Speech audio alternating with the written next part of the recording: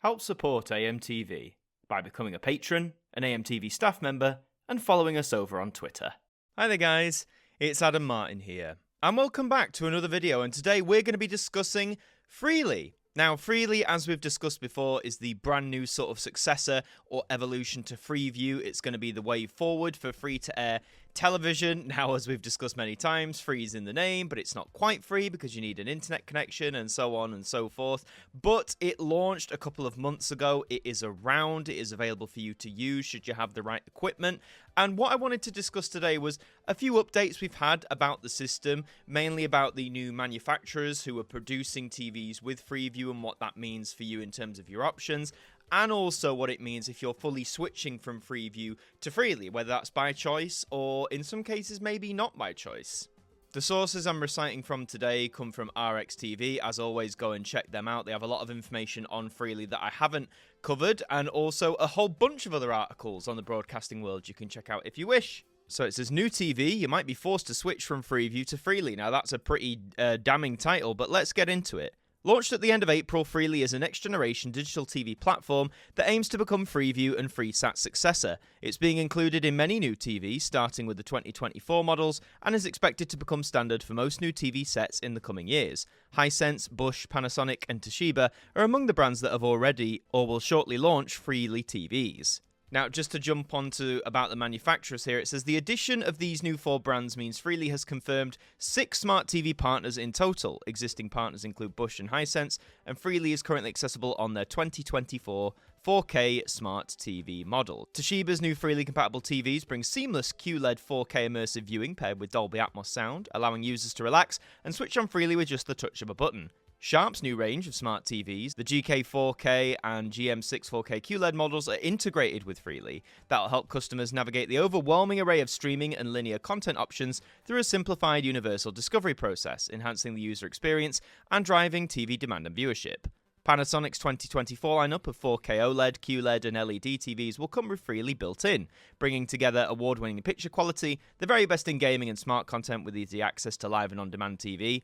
And Metz, one of Germany's oldest TV brands, will be launching exciting new freely compatible QLED Plus TVs incorporating Dolby Vision and Atmos. They'll be available in 43, 50, 55 and 65-inch screen sizes. They're all going to be hitting the shops in the coming months. Apparently, you can already buy freely compatible TVs from China-based Hisense or Vestel-owned Bosch TVs. Now, I remember some people saying in our last Freely video that they say they're available to buy, but they couldn't really find them at their retailers. It's been a couple of months now, so you'd like to think that has increased somewhat. In terms of what Freely can do, just a reminder, it allows viewers to watch all of the main channels from the BBC, ITV, Channel 4, S4C and Channel 5 without needing an aerial or a dish. You'll need to connect your Freely TV to your Wi-Fi network or connect direct to your router using an Ethernet cable. You'll get a wider range of HD channels, which I'm sure some people would have been clamoring for. 4K UHD is currently available on selected on-demand programs via the iPlayer, so only on the iPlayer. Do some of the other streaming sites not offer 4K programs like ITVX, the Channel 4 streaming? Is it only on the iPlayer? Bit surprising if that's the case in this day and age. However, you won't receive a large range of channels this way. At the moment, you'll still need to connect your TV to an aerial if you want to receive all the services you currently do on FREEVIEW. So for example, you can't watch Quest, Sky News or Talking Pictures if you go Wi-Fi only. Now, This is one of the big factors at the moment in terms of launch in the coming months. But again, we're going to come back to this a little bit later on. Freely replaces support for FREEVIEW and FREEVIEW Play, meaning when you upgrade your TV, you'll need to look out to see if it includes Freely or FREEVIEW. In time, buying a new TV by default mean moving to Freely, as FREEVIEW Play models are discontinued. Retailers promote Freely as enabling you to view live TV without an aerial. What's not pointed out is that you can still use an aerial and need an aerial to watch the full set of channels. So this was always a bit baffling. You know, obviously they want everyone to be watching stuff over the internet, over streaming. That's the ideal scenario for Freely. But the thing is, not everyone has that internet yet. I know we've said this several times, but it's true. Not everyone has that internet yet to be able to do that consistently. And the fact that you still need an aerial at the moment, I get it's also going to be used as like a backup thing in the event that internet goes out, but to still require one now is a bit of a shortcoming, isn't it, for the new service? The broadcasters behind Freely aim to make this a long-term replacement for FREEVIEW. As more channels become available via streaming and more users have full fibre broadband internet connections, the terrestrial network will become no more than a backup for the main channels if your connection fails. Since launching in April, the service has had some gremlins. It had to apologise to viewers following problems that stopped some viewers from accessing live streams from ITV and Channel 5. So the fact that gremlins like this have already been happening, I mean, you know, with any new system, there's always going to be teething problems. There's always going to be gremlins in the system, as it were. But for something that's designed to primarily work via, you know, streaming via the internet, for it to have problems like this is pretty damning. And they do need to be ironed out pretty damn quickly if this service is going to survive and thrive. So what does the development mean when you're upgrading from FREEVIEW to Freely? Well, as it becomes built in on new devices, it replaces the support for FREEVIEW Play. If you upgrade from a 2020 Panasonic to a 2024 4K Panasonic, you'll find the channel numbering system will be different. Your new TV will be able to play the main channels from the internet, so you may have more flexibility over where you place your TV. However, you'll still need an aerial connected if you want all the channels. The accessible TV guide on channel 555 continues to be available on Freely devices. However, if your old TV supported the old digital text via the red button, you'll lose this via the upgrade, which is a pretty sad loss. But again, this is the thing. They're saying if it's primarily going to be over the internet, you've got flexibility of where you're going to put it in your house. It could be in your living room. It could be in the kitchen, the dining room. It could be anywhere. You know, the idea is you're no longer restricted by the old aerial system. But if you still need an aerial at the minute to access all the channels, then that flexibility might not be open to you. It really depends on everyone's individual situation. The corporate comment comes from Deep Holder, who's the Chief Commercial Officer at Everyone TV, which owns Freely. Having recently brought Freely to market on new Hisense and Bush TVs, we're delighted to be announcing increased availability of Freely with 4 new smart TV partners due to launch later this year. A joint venture between Britain's leading broadcasters, Freely is built on collaboration, and it's encouraging to see more of the industry coming together to contribute to the success of Freely, working together to secure the future of free TV. Free TV. The thing is, I've always said with Freely, I think it's a great idea that the main broadcasters are coming together to develop this. It isn't free inherently, you know, just as you could argue TV isn't free now. We have a license fee, internet costs money, so that's always going to be disputed by some corners, isn't it? So in terms of if you buy a TV that supports Freely, how is that going to affect you?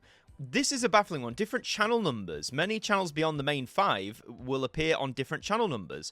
For example, Sky Mix appears on FREEVIEW channel 11, but is on channel 23 on Freely TVs. Now, I have no doubt for those who are getting Freely TVs, they'll be able to figure all of this out, and that if they have to swap to new channel numbers for the ones they like, I don't think that's going to be a problem.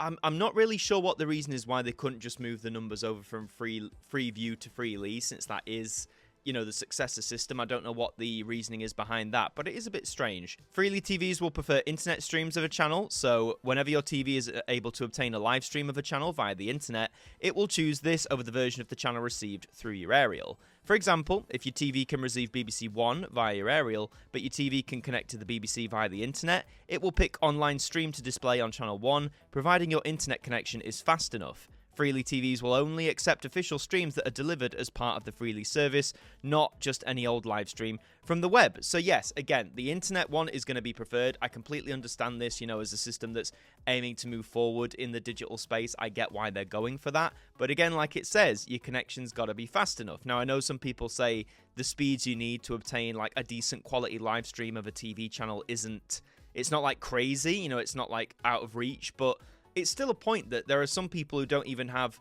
reliable internet, never mind full fiber. So it's I know this is gonna take time to seep in, but anyway, we'll continue.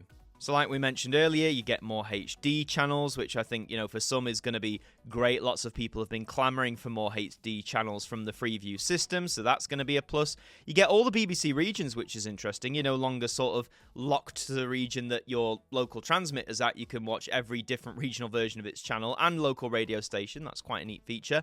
But you'll lose BBC digital text, and I know some people are sad about this, but as the article points out, digital text was built on this outdated platform, MHEG, so if you're buying a new TV, you won't have access to it on the red button. Some will still support MHEG if you change the country selection or disable HBB TV, but that will disable call functionality, as Freely relies on HBB TV to function, and changing country would also disable Freely. So they're saying you can get it, but you're basically going to lose Freely in the process. So digital text is basically waving us goodbye in the new era. If your internet goes down, it's going to revert to receiving signals from your aerial instead. If it's lost internet connection over a longer period of time, it's going to behave like a normal FreeView TV. It's going to revert back to FreeView channel numbering systems, because without an internet connection, it can't connect to the Freely channel list. But again, so we're going to revert back to the FreeView channel numbering system, but then what happens when FreeView is eventually as like a service or a system phased out? Are we going to revert to the FreeView numbers then? Because that's going to get confusing as well.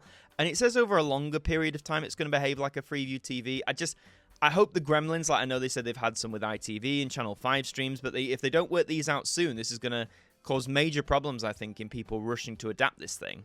RxTV provides a handy overview in terms of the differences between FreeView, FreeView Play, and Freely. So FreeView was the first generation free-to-air digital terrestrial television service, TV through an aerial.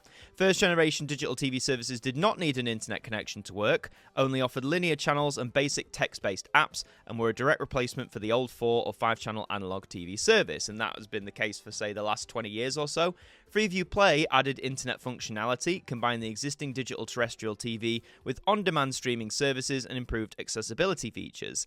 And then Freely offers elements of all the above, but allows broadcasters to offer HD live streams of channels delivered via the internet, falling back to digital terrestrial TV signal if a live stream isn't available. I understand the progression, but again, in terms of uptake, I do wonder how quickly people are going to take up Freely. It says, does Freely offer the same accessibility features that FreeView had? And it builds on the same features that were added to FreeView Play. For example, channel 555 on both FreeView Play and Freely devices will send you to the accessible TV guide. You'll have access to subtitles and audio description on Freely, just like on FreeView. I mean, if Freely didn't have the same accessibility features as the old stuff, then there'd be something very wrong there. Why doesn't Freely more clearly advertise that you can't get all the channels if you're Wi-Fi only?